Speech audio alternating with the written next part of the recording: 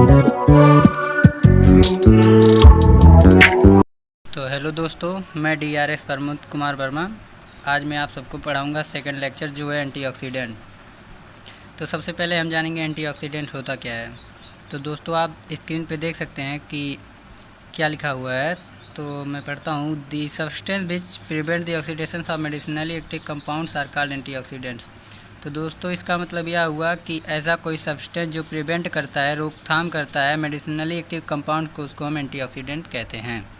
तो आप लोगों को आसान से आसान लैंग्वेज में पढ़ाना चाहूँगा। वो antioxidant are use to prevent rancidity of oils and fats और deterioration of material due to oxidation. तो एंटीऑक्सीडेंट प्रिवेंट करता है रेंसिडिटी ऑफ ऑयल्स को एंड फैट्स को, और डिटोरिएट करता है मटेरियल्स को ड्यू टू ऑक्सीडेशन के। और अब हम इसके क्लासिफिकेशन की बात करते हैं। तो इसका क्लासिफिकेशन होता है दो टाइप्स का, organic antioxidants and inorganic antioxidants. तो ऑर्गेनिक एंटीऑक्सीडेंट्स में आप देख सकते हैं टोकोफिरोल्स है, फिनॉल्स है, पैराबीन्स है, गैलिक एसिड है। यही सब हमको पढ़ना है। इन सब के बारे में डिटेल में पढ़ना है। इनकी प्रॉपर्टीज़, यूजेज एंड स्टोरेज, यही सब पढ़ना है दोस्तों। और इनऑर्गेनिक की जहाँ तक हम बात करते हैं तो इनऑर्गेनिक एंटीऑक्सीडेंट्स में होता है sulphur dioxide, nitrogen, sodium nitrite, hypophosphoric acid, sodium metabisulphite. तो दोस्तों इसमें सबसे ज़्यादा इंपॉर्टेंट है हाइपोफॉस्फोरिक एसिड और सोडियम मेटाबाइसल्फेट।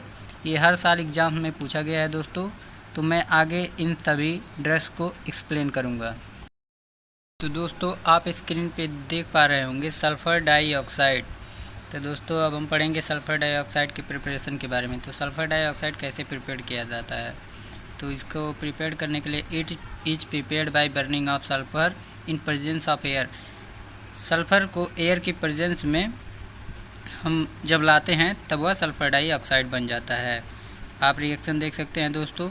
और प्रॉपर्टीज़ की बात करते हैं तो इसकी प्रॉपर्टी होती है it is a colourless non inflammable gas. तो मतलब कि यह एक कलरलेस गैस होता है और नॉन इन्फ्लेमेबल या इन्फ्लेमेबल या जलता नहीं है दोस्तों। कैरेक्टरिस्टिक पंजेंट ऑर्डर या पंजेंट ऑर्डर होता है दोस्तों इसका। और aqueous solution is acidic to litmus. इसका एक्वस सोल्यूशन लिटमस पेपर पर एसिडिक की तरह कार्य करता है। मिक्सबल विथ वाटर में। हम बात करेंगे इसके स्टोरेज के बारे में। तो इसका स्टोरेज होता है it is stored in strong metallic, metal के सिलेंडर में इसको स्टोर करते हैं। और दोस्तों इनकम्पेटिबिलिटी होती है it is incompatible with oxidising agent के साथ या इनकम्पेटिबिलिटी शो करता है दोस्तों। अब हम बात करेंगे इसके यूजेस के बारे में दोस्तों। तो यह यूज किया जाता है एंटीऑक्सीडेंट की तरह। इसको यूज किया जाता है as a stabiliser in soft drink बनाने में स्टेबलाइजर की तरह यूज किया जाता है। और रेफ्रिजरेटर, जो आपके घर में फ्रिज होता है दोस्तों, उसमें भी इसको यूज किया जाता है। इन फर्मेंटेशन में यूज किया जाता है with glycerine. It is use in treatment of tonsillitis. Glycerine के साथ इसको टॉन्सिलाइटिस के ट्रीटमेंट में भी इसको यूज किया जाता है दोस्तों। तो दोस्तों अब हम पढ़ेंगे इसके बाद नाइट्रोजन के बारे में। नाइट्रोजन का फार्मूला होता है N2, जैसा कि आप देख रहे होंगे स्क्रीन पर। और इसकी प्रॉपर्टीज होती है it is a colourless odourless gas. यह कलरलेस और ऑर्डरलेस गैस होता है। देखने में भी यह कलरलेस होता है और इसकी कोई महक नहीं होती है दोस्तों। और यह वाटर में मिक्सबल होता है। यह भी जलने वाला गैस नहीं होता है, नॉन इन्फ्लेमेबल गैस होता है। It is an inert gas. यह एक इनर्ट गैस है दोस्तों। और इसका स्टोरेज होता है it is stored in black painted air tight cylinder. मतलब कि जो ब्लैक कलर का पेंट किया हुआ सिलेंडर होता है, तो उससे आप पता कर सकते हैं कि इसमें नाइट्रोजन गैस है दोस्तों। अब इसके यूजेस के बारे में बात करते हैं। तो इसका यूजेस होता है, आप जो इस क्लास का ड्रग पढ़ रहे हैं वो एंटीऑक्सीडेंट है, तो एंटीऑक्सीडेंट की तरह यूज होता है। Use to replace air in container for parenteral and solution for topical application. यह रिप्लेस करता है पेरेंटल कंटेनर्स में से एयर को। और सॉल्यूशंस फॉर टॉपिकल एप्लीकेशन जैसे क्रीम, पाउडर, फिर उसके बाद ऑइंटमेंट, इन सब में सॉल्यूशंस के तरह भी इसका यूज किया जाता है। नाइट्रोजन की बात, nitrogen is also use to retard oxidation in the qualitative test for carbon monoxide. तो इसका यूज किया जाता है रिटार्ड ऑक्सीडेशन की तरह और क्वालिटेटिव टेस्ट जो होता है कार्बन मोनोऑक्साइड का क्वालिटेटिव टेस्ट, उसके लिए भी इसका यूज किया जाता है दोस्तों। अब हम पढ़ेंगे हाइपोफास्फोरस एसिड के बारे में। तो इसका फार्मूला होता है H3PO2। दोस्तों बहुत ही इंपॉर्टेंट होता है फार्मूला। तो इसकी प्रॉपर्टीज़ की बात करते हैं तो it is a clear colourless liquid, या एक क्लियर कलरलेस लिक्विड होता है, soluble in water and alcohol, या वाटर में भी घुल जाता है और अल्कोहल में भी घुल जाता है। Its aqueous solution is acidic to litmus. इसका जो एक्वस सोल्यूशन होता है वह एसिडिक होता है लिटमस पेपर पर, और it is slightly yellowish in colour.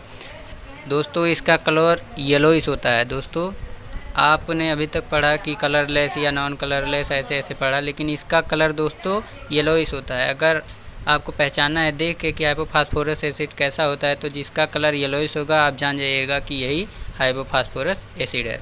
बात करते हैं इसके स्टोरेज के बारे में दोस्तों। तो it should be stored in well close light resistant container. इसको वेल क्लोज कंटेनर में, लाइट रेजिस्टेंट कंटेनर में रखा जाता है दोस्तों। और इसके यूजेस के बारे में बात करते हैं तो इन सिरप प्रिपरेशन एज एंटीऑक्सीडेंट। जो सिरप प्रिपरेशन आते हैं उसमें भी यह एंटीऑक्सीडेंट की तरह कार्य करता है। इन टेबल फार्मूलेशन में भी इसका यूज होता है दोस्तों।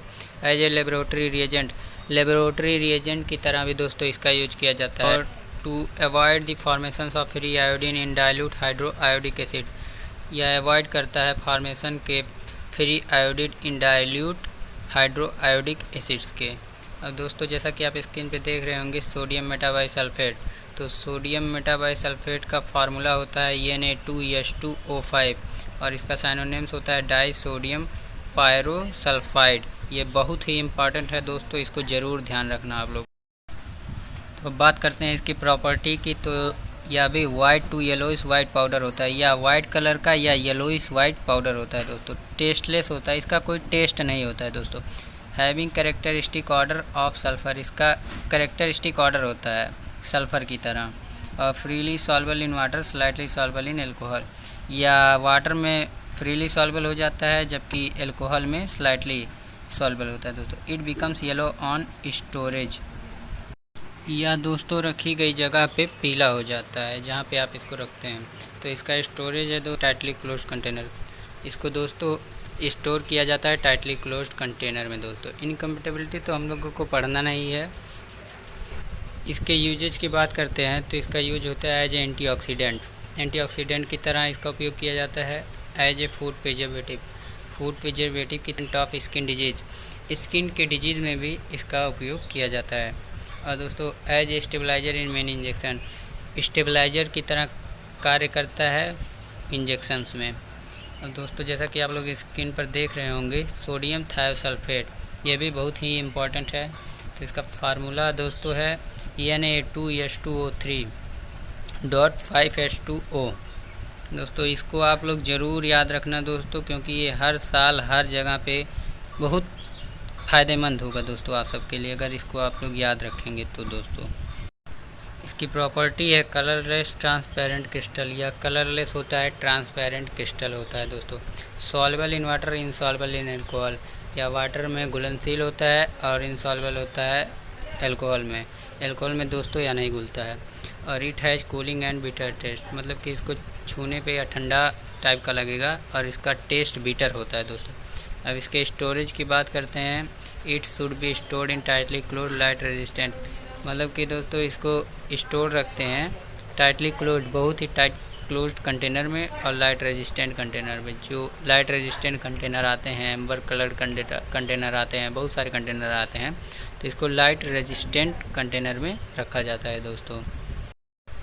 बात करेंगे इसके यूजेज के बारे में। तो इसका यूजेज होता है एंटीऑक्सीडेंट की तरह, एंटीडोट में भी दोस्तों यूज होता है। एंटीडोट वह होता है जो पॉइजन के रिएक्शन को कन्वर्ट कर देता है, कि आपने कोई जहर खाया उसको बदल दे, जहर के प्रभाव को ख़त्म कर देता है, तो वह एंटीडोट होता है दोस्तों। उसमें भी यूज करते हैं। ट्रीटमेंट ऑफ आयोडीन टॉक्सिसिटी में भी यूज करते हैं।